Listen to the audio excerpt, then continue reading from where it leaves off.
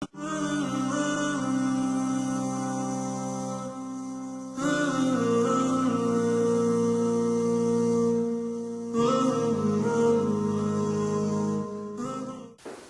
wa salatu wa salam ala rasulillah wa ala alihi wa ashabihi ajma'in amma ba'd. Mes très chers frères et mes très chères sœurs en islam, c'est avec un grand plaisir que je vous retrouve aujourd'hui afin d'aborder avec vous un nouveau sujet traitant de notre belle et noble religion. Il s'agit aujourd'hui pour nous d'aborder ensemble ce qui traite du paradis et de l'enfer. En effet, comme vous le savez, Allah le Tout-Puissant a certes créé l'univers qui nous entoure afin qu'il soit adoré et obéi. Et il a certes doté l'homme, qu'il soit un homme ou une femme, d'une faculté lui permettant de réfléchir, de méditer sur l'environnement qui l'entoure. Et il y a certes pour les personnes douées de raison des signes dans cet univers. Il a également, Allah le Tout-Puissant a également donné aux individus une faculté de choisir le chemin qu'ils souhaitent emprunter dans ce monde, c'est-à-dire que certains parmi eux vont choisir de se vouer à son adoration de manière exclusive, tandis que d'autres auront fait le chemin, auront fait le choix du chemin qui mènera à leur perdition.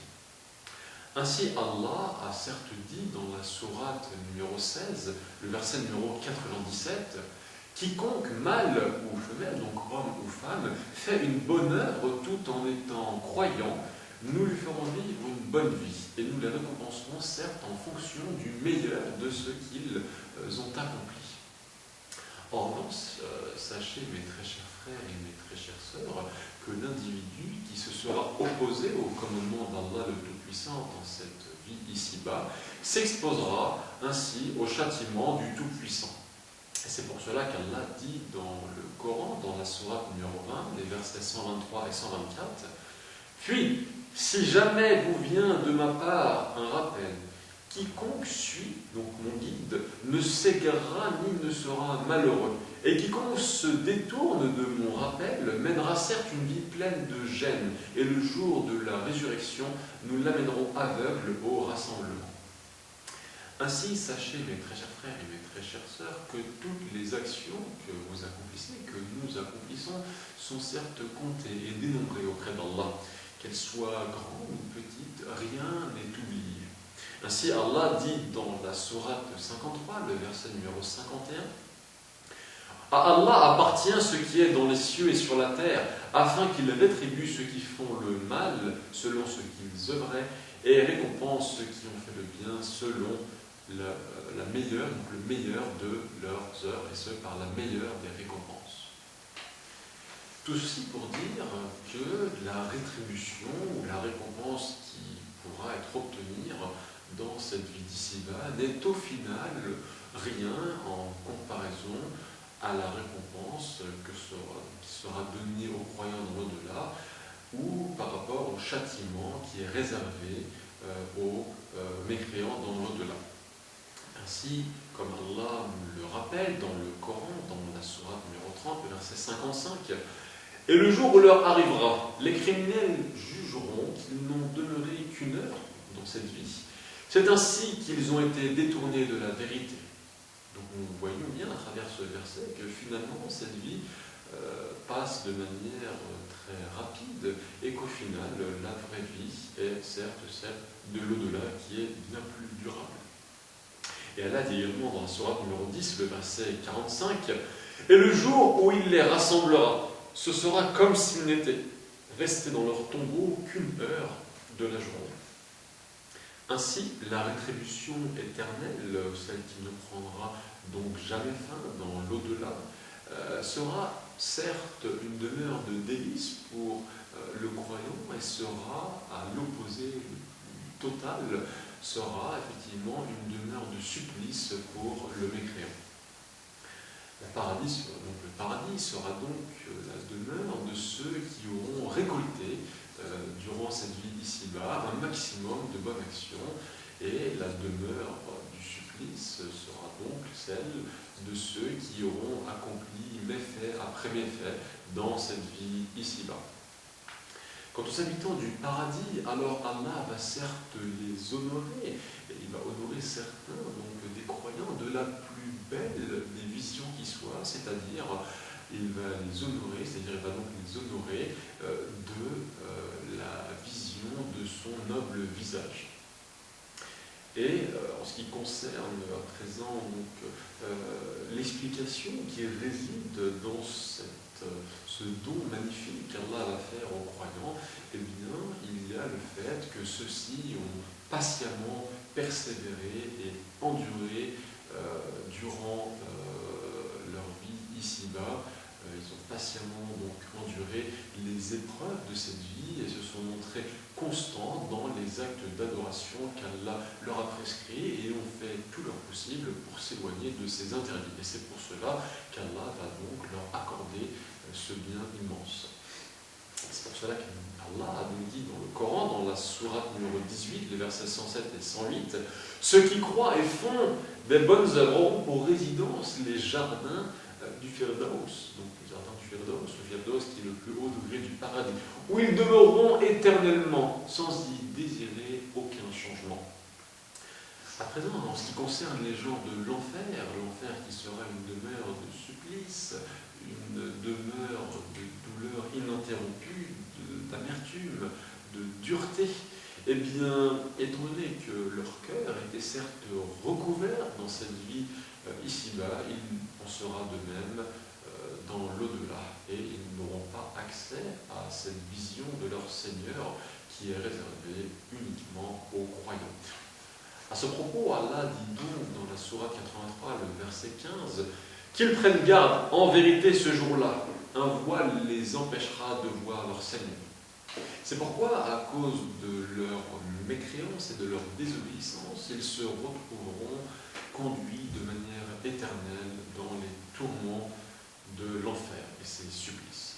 Allah dit à ce propos, dans la sourate numéro 30, le verset numéro 16, « Et quant à ceux qui n'auront pas cru et auront traité de mensonges nos signes ainsi que la rencontre de l'au-delà, ceux-là seront emmenés au châtiment. » Aussi, mes très chers frères et mes très chères sœurs en islam, il convient aux musulmans et à la musulmane de ne pas trop pencher vers un espoir excessif qui serait fondé dans les actions qu'il pourra accomplir, mais également de ne pas tomber à l'opposé dans une crainte extrême qui ferait que l'individu finalement finirait par délaisser les actes d'adoration, pensant qu'il ne mérite en aucun cas une récompense. Bien au contraire, le musulman doit trouver un juste équilibre entre cette notion d'espoir qui l'anime et de crainte de son Seigneur.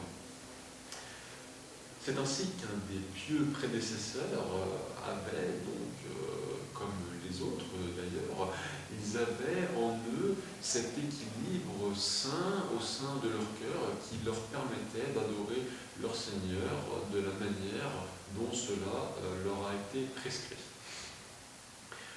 Nous aussi, donc, nous avons certes besoin, en tant qu'individus faibles, nous avons besoin de ce rappel constant du paradis et des délices qui s'y trouvent, mais également de l'enfer et des tourments qui seront donc attribués à ceux qui auront désobéi à Allah durant cette vie.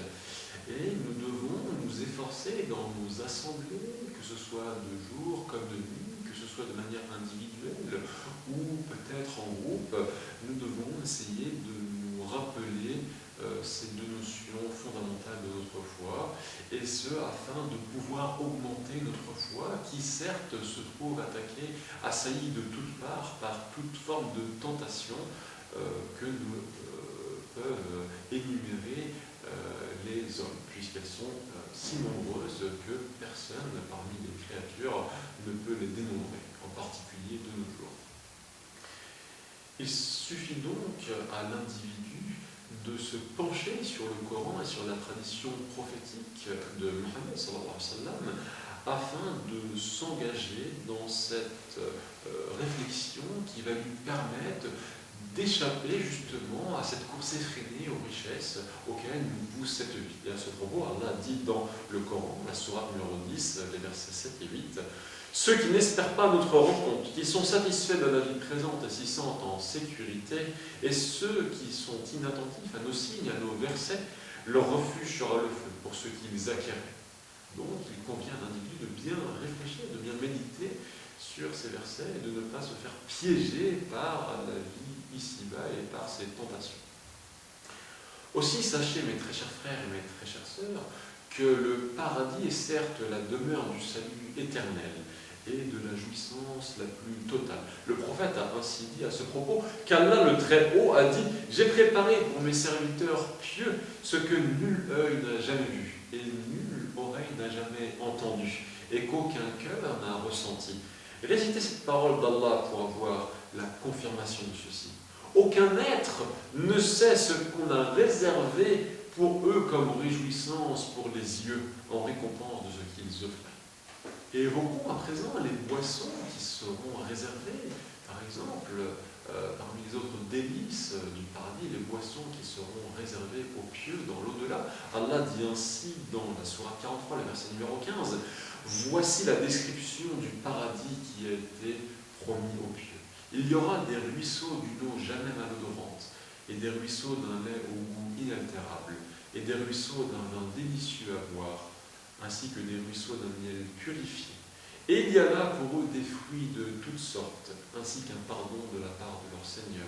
Ceux-là seront-ils pareils à ceux qui s'éternisent dans le feu et qui sont abreuvés d'une eau bouillante qui leur déchire les entrailles? Eh bien, ils ne sont certes pas égaux. Qu'Allah nous fasse rentrer au paradis et nous accorde les délices qu'il a réservées aux gens pieux dans l'au-delà. Amen. Louange à Allah, le Seigneur des mondes, et que la paix soit sur son prophète Mohammed sallallahu alayhi wa sallam. Sachez qu'à l'opposé donc de ce paradis, nous avons l'enfer, qui est certes la demeure la plus terrible, la plus horrible qui soit pour un homme. Il s'agit d'une demeure qui renferme l'humiliation, une demeure qui est symbole de déshonneur, qui est symbole d'impureté, de châtiment terrible. Et le prophète nous a dit que si une pierre venait à être jetée du haut de l'enfer, eh bien elle mettrait 70 années avant d'en toucher le fond, pour vous décrire l'immensité de cette création d'Allah. Sachez également que la nourriture des gens de l'enfer est constituée d'un arbre qu'on appelle Zarqum, et cet arbre terrible provient en fait de l'enfer et s'en nourrit. Et il est constitué de plantes épineuses qui possèdent donc des têtes semblables, dont les fruits sont semblables en fait aux têtes des diables. Et lorsqu'elles sont avalées, ces plantes épineuses, eh bien, elles restent coincées dans la gorge et ne peuvent aller jusqu'au ventre, dans les intestins, qu'à partir du moment où elles sont accompagnées d'une boisson, d'un breuvage extrêmement chaud, brûlant, qui, lorsqu'il parvient, donc ce mélange parvient jusqu'aux intestins de l'individu, va lui déchirer les entrailles de par la douleur horrible que cela va entraîner. Aussi, mes très chers frères et mes très chères sœurs, essayez, tant que vous le pouvez, de craindre Allah en privé et en public, avant que la mort ne vienne à l'un d'entre nous et qu'il ne puisse se repentir. Et rappelez-vous que notre Seigneur nous a appelés au jardin des délices et qu'il nous a recommandé pour cela d'accomplir des bonnes actions dans cette vie ici-bas. Ainsi, Allah dit dans la sourate numéro 3, les versets 133 à 134, « Et concourez au pardon de votre Seigneur et à un jardin, le paradis, large comme les cieux et la terre, préparé pour les pieux qui dépensent dans l'aisance et dans l'adversité, qui dominent leur rage et pardonnent à autrui. Car Allah aime bien les bienfaisants. » Et dans le hadith, le prophète sallallahu alayhi wa sallam a également dit « Toute ma communauté entrera au paradis, sauf celui qui s'y refuse. » C'est alors que les compagnons ont dit « Mais qui s'y refuse d'y entrer, ô messager d'Allah ?» Ce sur quoi il répondit « Celui qui m'obéit entrera au paradis, et celui qui se refuse à m'obéir, eh bien, n'y entrera pas. » Aussi, chers croyants, que personne parmi nous ne soit trop attaché à cette vie ici présente, à cette vie ici-bas, et à ces plaisirs qui sont certes éphémères, au point que ceux-ci nous fassent oublier les mérites de l'au-delà.